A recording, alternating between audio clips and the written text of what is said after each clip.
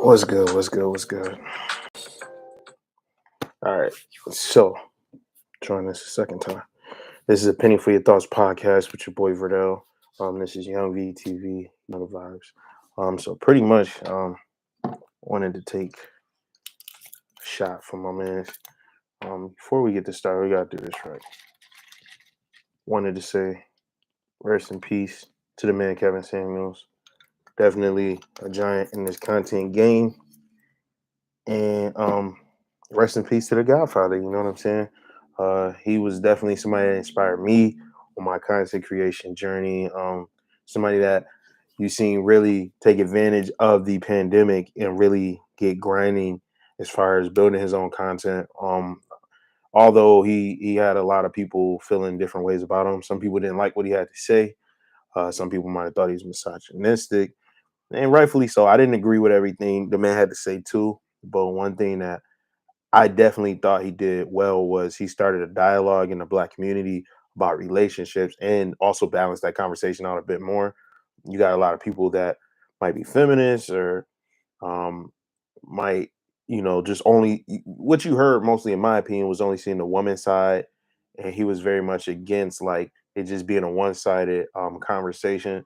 He spoke for some of the men. He said a lot of things that might have went a little too far. His tone was a bit harsh, but all in all, I think his intentions were well, and it's very sad that he passed away. But the man, he passed away at 56. Details are still coming out.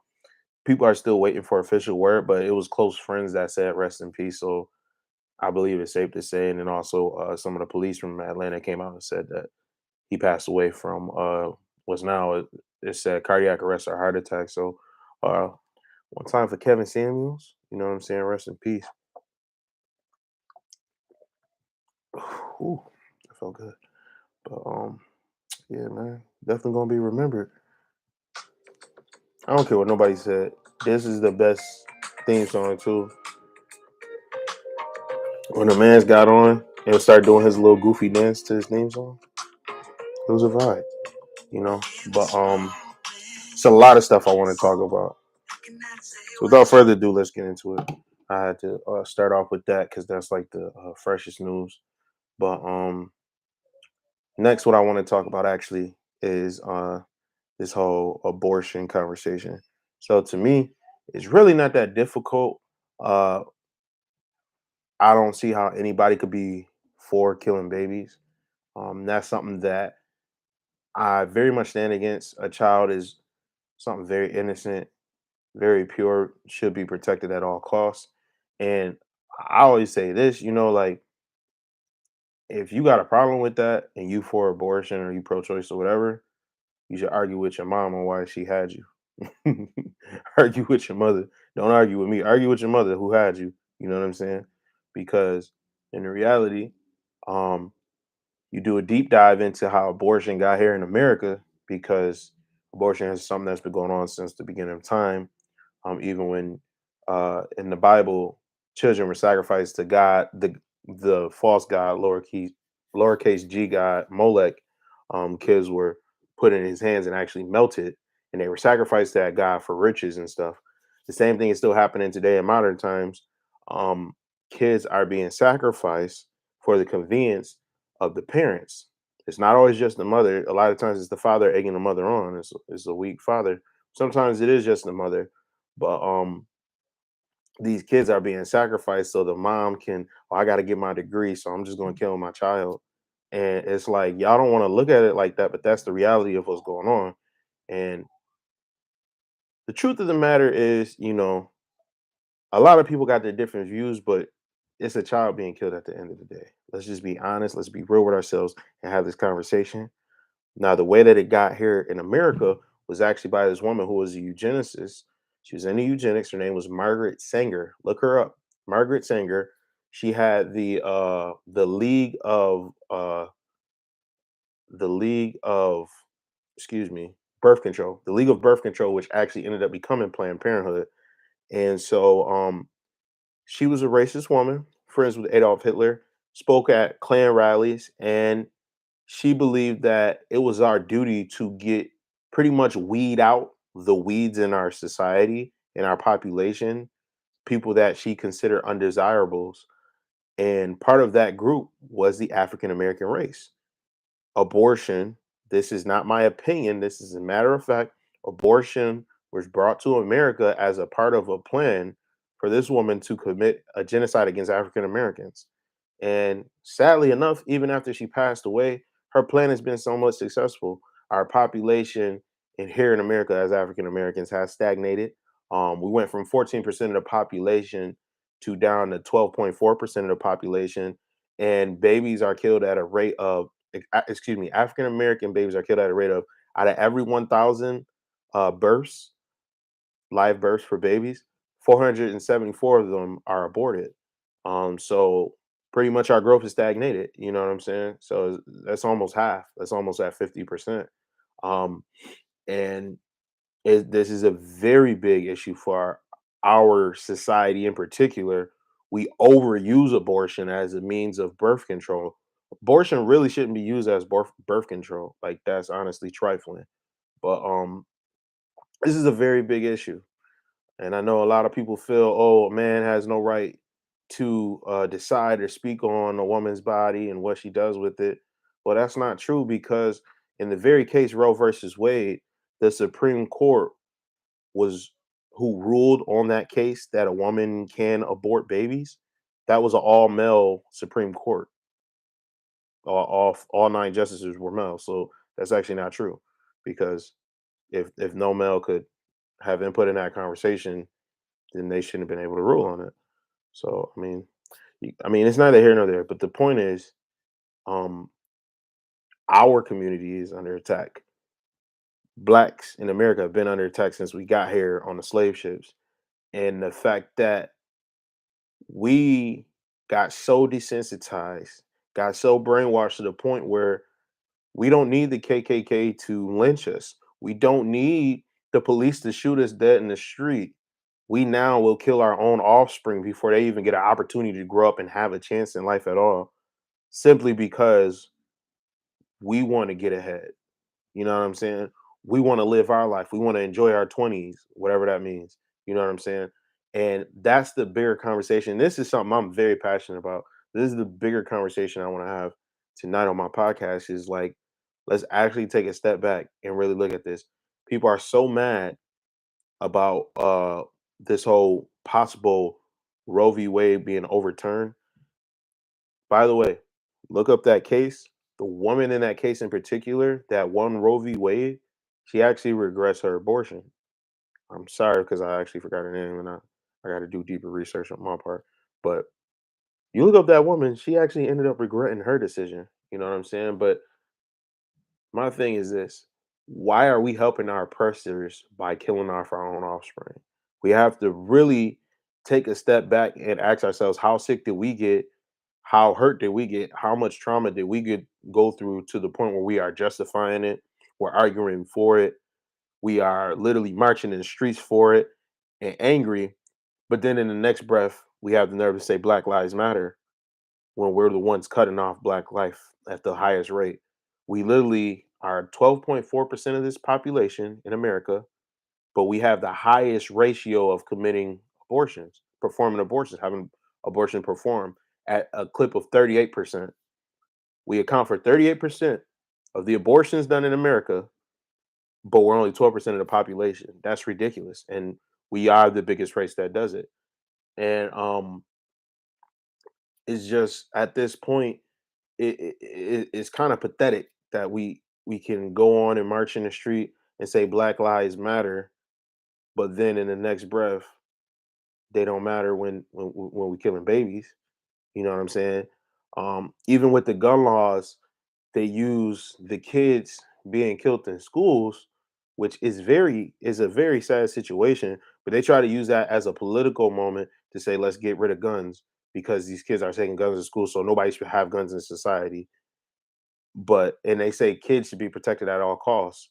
But then the same people that say that you know the Democrats, the same people that say that in one breath, the next breath want you to kill your kids on the abortion table. So you really got to ask, like, what are these people's actual motives? You know what I'm saying? They know that it's power in numbers. Just like in when Israel was in Egypt, the Pharaoh had each of the sons in every family of the Israelites killed because why? Because the population was growing at such a rate they could actually overthrow Egypt and take over the country. We're in that same place in America. We could have overthrown America, and I don't mean in like starting a revolution, but I'm saying like our numbers could have been so great, we could have been the majority instead of the minority. We consider ourselves minorities. We could have become the majority in America, but instead we killed over 20 million of our own babies over the last 60 years, 50 years, excuse me, since Roe v. Wade. So you know what I'm saying? It's just something to think about, food for thought. You know what I'm saying? I'm sorry, I might ruffle some feathers with what I'm saying. I might piss some people off, some feminists and some people that are strong in their beliefs. But all I'm saying is, take a second, step outside and just think about it. Like, what are the motives of somebody giving me the permission to off my own, let's just say terminate my own pregnancy, terminate my own offspring, like to me it's nonsensical, you know what I'm saying? But hey, but moving on to other things, you know what I'm saying? There's a lot going on this week.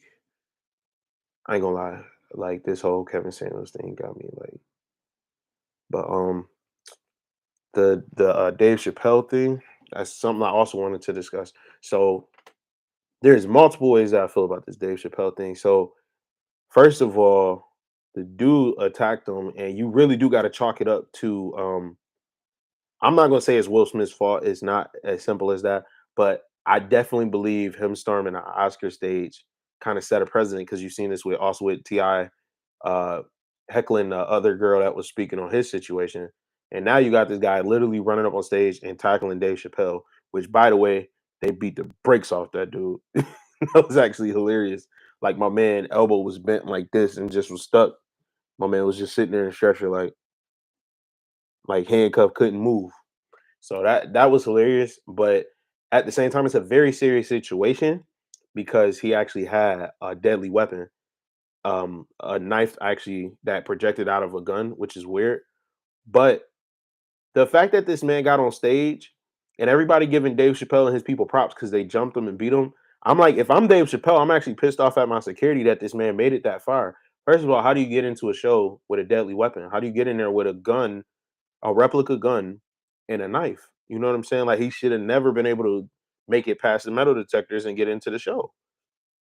And then secondly, y'all see him rushing the stage. How does he actually get to me if I'm the talent? Like Dave Chappelle, even just his Netflix deal is worth over 100 million, if I'm not mistaken. So this man is worth over nine digits. You know what I'm saying? He's worth a lot of money. He's the cash cow. You have to protect your cash cow at all costs. So it's ridiculous to me on security's part that he actually got touched. But that also shows you, and this is crazy because I just saw this on TikTok the other day.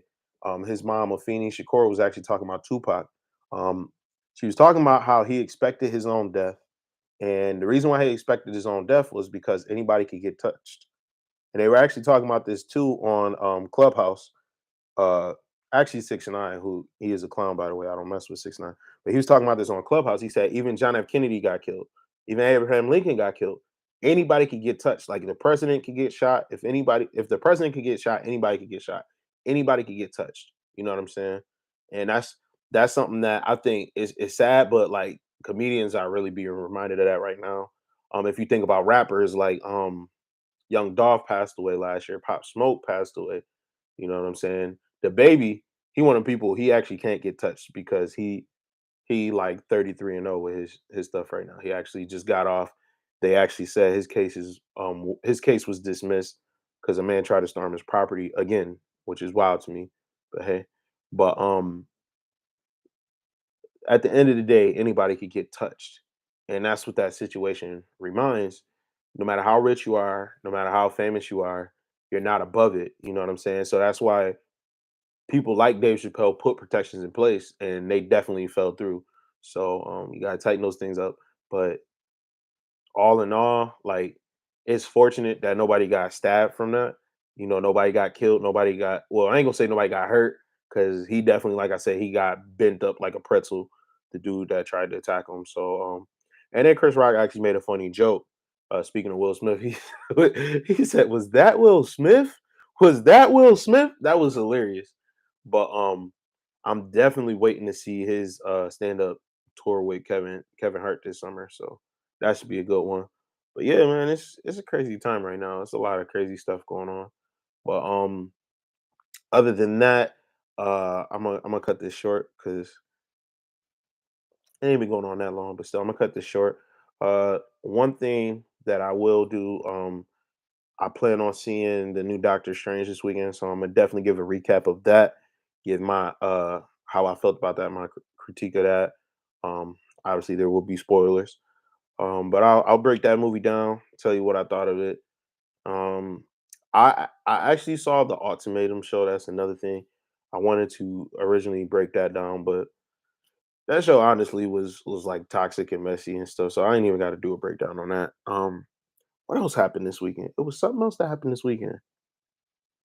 Oh, I know what I wanted to talk about. I did want to talk about this before I go. So I wanted to talk about Kim Kardashian, Pete Davis, and Kanye West because I actually talked about that uh, a month and a half ago, back in March, when everybody's going off on Kanye, calling him crazy. There's so much people now that saying Kanye was right because now Pete Davidson tattooed his children's initials on his neck. Not Pete's children, Kanye's children. Pete Davidson, after dating Kim Kardashian for less than a year, only it's been 6, 7 months, literally been dating like a hot second, has the nerve to tattoo this man Kanye West kids' initials on his neck. This man is crazy. And I mean, God forbid, I don't want nothing bad to happen to Kim or her children, or whatever. But you don't know how crazy this man is. And the thing about Kim is she's like she's kind of ditzy, if that makes sense. Like she kind of like fleeting and dumb and in the moment. And I could see her just being like, oh, well, I'm kind of done with Pete, kind of bored of that. I want to move on to the next thing. And the thing is like, what if he loses his cool and like goes postal? Now, I don't want that to happen, but what I'm saying is like I could see something like that happen with somebody of his character. And everybody thought Kanye was a crazy one, but it's like Kanye was just like he was wilding, but he gonna just wild out in his art. Like he the type of dude, like if he was a painter, he would like draw like paintings of like Pete Davidson dying, but not actually do nothing to him. And some people might be like, "Oh, that's disturbing," and I get that because like we in America and like white people get offended by stuff like that because we all soft. But like it's a painting. And so that's pretty much what he did in the music video was like it was him imagining Pete like being dead in his music video. It's just his art. That's as far as it's gonna go, is what I'm saying. Though Kanye not gonna actually do something like that. That's not within his character. But I could actually see Pete doing something like that. So we'll see. Because I mean, the man that said wild stuff. Because Pete talked about like sleeping with babies and whatnot. So I don't know. But all I'm gonna say is like I feel like I was right, and a lot of people owe me an apology for like trying to say I'm crazy or I was right in Kanye just because I was trying to defend him. And a lot of people owe Kanye an apology because he was right too. Another thing with that whole situation was how this man actually, because I watched the Kardashian show on Hulu, this man went all the way to LA. He was already in New York. He caught the flight to New York to watch his wife on SNL. She's crying about this sex tape. He goes all the way to LA to get the video from Ray J. Flies all the way back to New York to support his wife again and give her the video. She's crying tears of joy, like, "Oh, thank you so much, Kanye." Then goes on SNL later that night and roasts him in front of the world, and then kisses Pete Davidson in front of him and like starts their whole fling. Like to me, that's the most ridiculous thing. She's not loyal, but hey. But I'm just glad Kanye, he moved on. He's happy. Kim happy. If they are both happy, to me it's just like it's just fickle how the world can be. You know what I'm saying? And once again, thinking of Kevin Samuels, that's why I appreciated him because he brought balance to the conversation. Because I feel like a lot of times these conversations could be one sided, and people only saw it the woman's way. You know what I'm saying? And something that Chris Rock said really sticks out was like he said the only people love unconditionally in this world is women and children. Men are only loved as far as what they can bring to the table or do for you. You know what I'm saying? But all in all, and it's actually with the Kevin Samuels quote is life is about relationships. You know what I'm saying? So once again, I'm gonna say rest in peace, Kevin Samuels. And this is a penny for your thoughts. It's not hard to find me, 'cause I'm addicted to